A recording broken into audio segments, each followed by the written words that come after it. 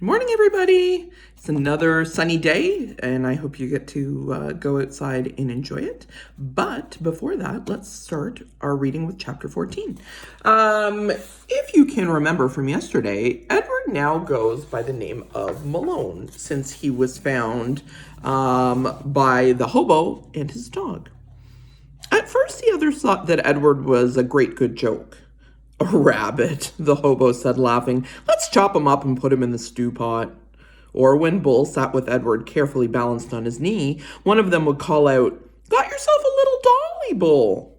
Edward, of course, felt a surge of anger at being referred to as a dolly, but Bull never got angry. He simply sat with Edward on his knee and said nothing. Soon the men became accustomed to Edward, and word of his existence spread. And so it was when Bull and Lucy stepped up to the campfire in another town, another state, another place entirely. The men knew Edward and were glad to see him.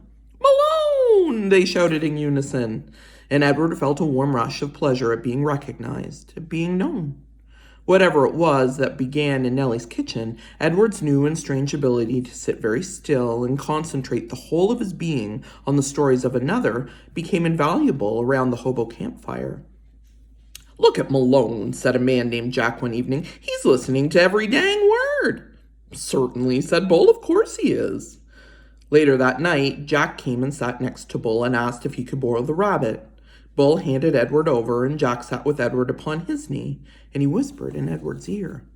Helen, Jack said, and Jack Jr. and Taffy, she's the baby. Those are my kids' names. They are in North Carolina. You ever been to North Carolina? It's a pretty state. That's where they are. Helen, Jack Jr., Taffy. You remember their names, okay, Malone?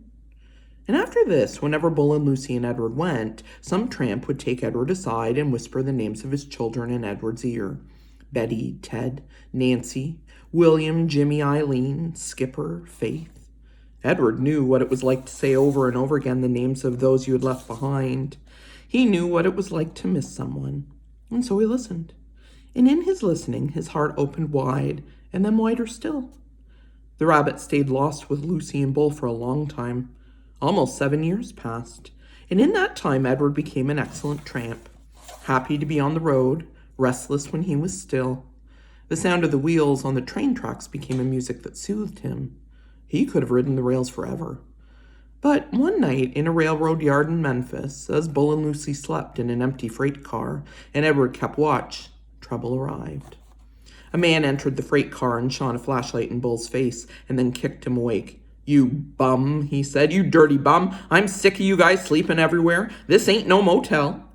Bull sat up slowly, and Lucy started to bark. Shut up, said the man, and he delivered a swift kick to Lucy's side that made her yelp in surprise. All his life, Edward had known what he was. A rabbit made of china, a rabbit with bendable arms and legs and ears. He was bendable, though only if he was in the hands of another. He could not move himself, and he had never regretted this more deeply than he did that night when he and Bull and Lucy were discovered in the empty rail car. Edward wanted to be able to defend Lucy, but he could do nothing.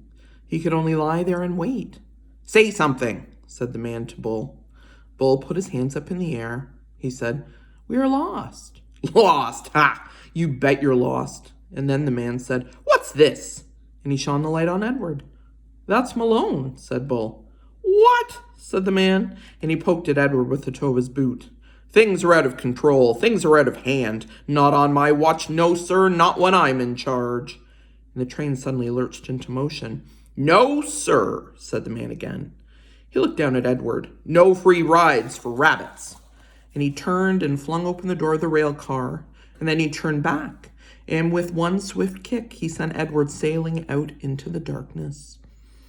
The rabbit flew through the late spring air, and from far behind him, he heard Lucy's anguished howl. Ow! She cried. Edward landed with the most alarming thump, and then he tumbled and tumbled and tumbled down a very long, dirty hill. When he finally stopped moving, he was on his back, staring up at the night sky. The world was silent. He could not hear Lucy. He could not hear the train. Edward looked up at the stars. He started to say the names of the constellations, but then he stopped. Bull, his heart said. Lucy. How many times, Edward wondered, would he have to leave without getting the chance to say goodbye? A lone cricket started up a song. Edward listened. Something deep inside him ached. He wished he could cry. Chapter 15.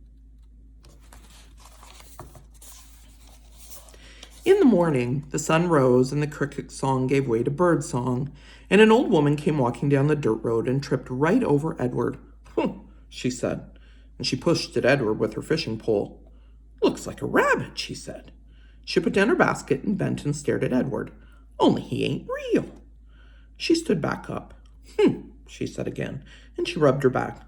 "What I say is, there's a use for everything, and everything has its use. That's what I say."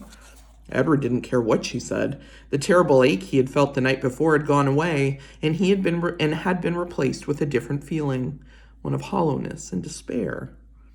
"Pick me up or don't pick me up," the rabbit thought. "It makes no difference to me."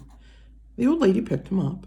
She bent him double and put him in her basket, which smelled of weeds and fish, and then she kept walking, swinging the basket and singing, "Nobody knows the troubles I've seen." Edward, in spite of himself, listened. "I've seen troubles too," he thought. "You bet I have. And apparently they aren't over yet." Edward was right. His troubles were not over. The old woman found a use for him. She hung him from a pole in her vegetable garden. She nailed his velvet ears to the wooden pole and spread his arms out as if he were flying, and attached his paws to the pole by wrapping pieces of wire around them. In addition to Edward, pie tins hung from the pole. They clinked and clanked and shone in the morning sun. "Ain't a doubt in my mind that you can scare them off," the old lady said. Scare who off? Edward wondered. Birds, he soon discovered. Crows. They came flying at him, cawing and screeching, wheeling over his head, diving at his ears. "Go on, Clyde," said the woman, and she clapped her hands. "You gotta act ferocious." Clyde? Edward felt a weariness so intense wash over him that he thought he might actually be able to sigh aloud. Would the world never tire of calling him by the wrong name? The old woman clapped her hands again. "Get to work, Clyde," she said. "Scare them birds off." And then she walked away from him, out of the garden and toward her small house.